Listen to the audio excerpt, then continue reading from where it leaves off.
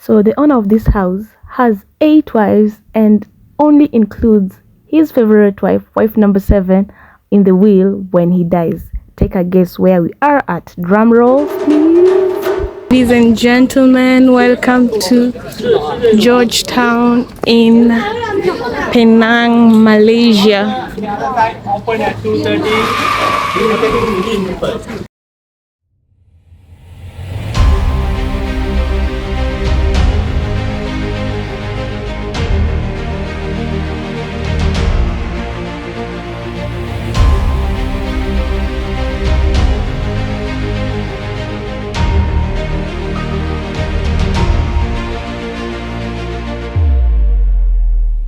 So this is a mansion built by the first Chinese billionaire in Malaysia.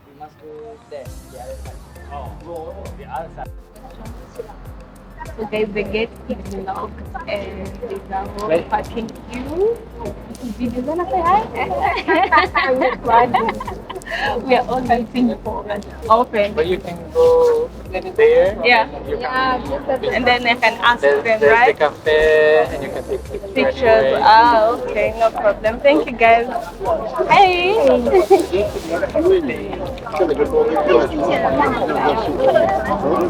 There's the whole parking to get into Georgetown. Guided tour for an hour.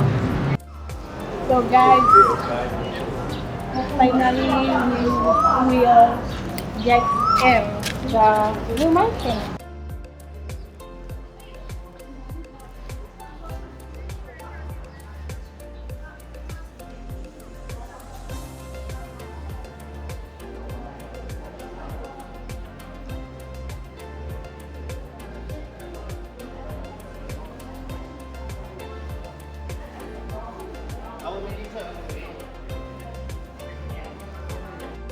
Taken around the mansion in Georgetown. It's a famous in Penang. We're waiting. So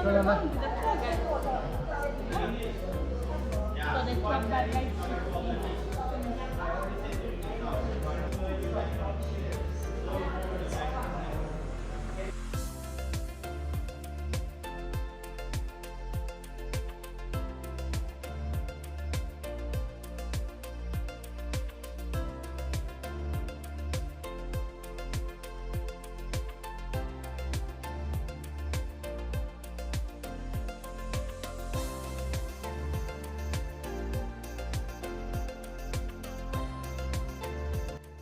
How many questions you have for me, and how fast you are at getting up the staircase.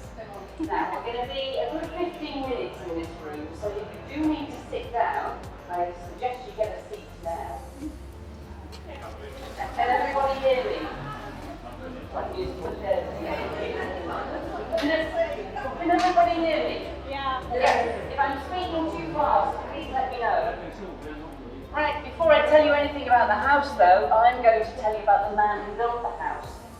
FATTZE was born in 1840 in Guangdong province, mainland China, and he was born in quite a humble family. Yet he went on to become one of the richest men in China. So this is a true rags to riches story. He left home when he was 16 to seek his fortune. I'm sorry, could you please lower your voice down? Thank you very much. He left home when he was 16 to seek his fortune and made his way to Jakarta in Indonesia, where he started out as a water carrier. But that was back-breaking work, and it didn't pay very well, and he soon realised he had to get a better job. And eventually he found one, working in a paper mill, which is where he came across his get-rich-quick scheme. Anyone like to guess how you make money really fast working in a paper mill? No. Printing money, maybe? Somebody the other week suggested he invented toilet rolls. No, it was much, much easier than that. He simply married the boss's daughter. There you go! And luckily for him, his new father-in-law saw great potential in the young man and gave him his very first loan. And it's on the basis of that money that FATTZE built his fortune. Okay. Because he was a very clever trader and investor. He could spot business opportunities other people simply overlooked, so he had his fingers in a lot of different pies. He traded in rubber, spices, opium, which was legal in those days. He moved on into tin mining, shipping, railways and banking. Somewhere along the way, he lent money to the Qing rulers of China, especially the Dowager Empress. So when he came here to Penang, she made him the Consul General for China, both in Penang as well as in Singapore. That's when he started to build the house. Now it took 7 years to complete the build because he built it in stages, starting with the main part of the house, then adding a wing on either side, and eventually building towards the back of the estate. The house has 38 rooms, 7 staircases, 5 open courtyards, 220 windows, and he built it with no indoor plumbing. So if you wanted the washrooms, you went to the outhouses at the back of the estate. Now, you can imagine, it took a lot of servants to keep this house running smoothly. Well, they all lived across the road there in those 5 houses that were all part of the estate in those days. Over there would be the cooks, the cleaners, the stable hands, and any concubines who were out of favour at the time. Now, he loved this house very much indeed. This was his favourite home in Southeast Asia. He spent more lavishly on this one than he did on the others. And this was a man with a lot of homes in Southeast Asia. Because this was a man with a lot of wives in Southeast Asia. Anyone like to guess how many wives he had? 20? 20? 7? 38? That's quite specific. Only one? Oh my goodness, a modern man, I like it. No, this man only had 8 wives. He had 3 here in Penang, wife number 3, number 6 and number 7, 2 in Singapore, 1 in Hong Kong, 1 in Shanghai, and don't forget the original lady in Jakarta. So this was definitely a guy with a girl in every port. Yeah? But remember, he was the Consul General of China, so the room we're standing in today was the Chinese consulate in those days. It wasn't just his home. So this was the room where he met all the businessmen from did their business and get out again, because he was a very busy man. So you could say this was his secret empire, and behind the privacy screen was where the family would live. And most of you know, the ladies of the house were never allowed in this room when he was in here doing business with all these gentlemen. And likewise, the men in this room were never invited behind that screen, unless of course they were family members.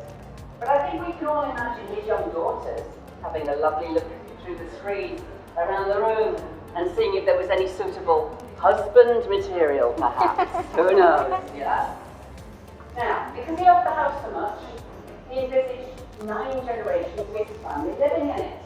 And to make that happen, in his will, he stated that upon his death, the house and the contents would not be sold until after the death of his youngest son. CHEONG was 76 years old when he died in 1916. Who's going to guess how old his youngest son was then? Any guesses? That little boy was 2 years old when Daddy died. So the family thought, ooh, we've got a hell of a ways on our hands now before we get the inheritance. How long do you think they had to wait? How old do you think the little boy was when he finally passed away? Do you think he was 3? Do you think they did it in for the money? That little boy was 75 when he died in 1989. So the family waited 73 years for their inheritance. But CHEONG was a wise man. He knew he had to look after the family while they waited for the little boy to pass away. So in his will, he also left behind 250 straight dollars every month for the upkeep of the house and to pay all of those servants. And that was a lot of money in 1916. The average man earned only about $30 a month. So this family were kept very well off while they waited for the little boy to pass away. Until the world changed. So the trustees of the will had a big problem. How on earth were they going to look after this family when they had no money left with which to do it? So they came up with a cunning plan. They passed the whole problem over to the wife of the youngest son. They said, well, you live in the house, you can look after it. We don't care how you do it, but it's your problem now, it's your house. So the lady had no choice. She had to rent out every square inch of space throughout the estate. She had corporate stores in those gardens, in the courtyards here. These rooms were let out to richest men in China kept the queue right up until the revolution in 1911. But whenever he travelled overseas, he always wore Western dress and simply discreetly tucked the queue down the back of his shirt. Now he travelled extensively in North America and in Europe. New oak stained glass windows. The top right-hand corner there is the original favourite. Now why would that be?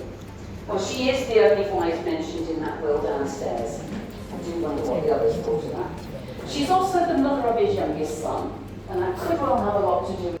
So guys, we were not allowed to take videos inside the mansion, but I managed to take sneaky pictures, which I'm going to upload on the video so that you can have a glimpse on how it looks inside.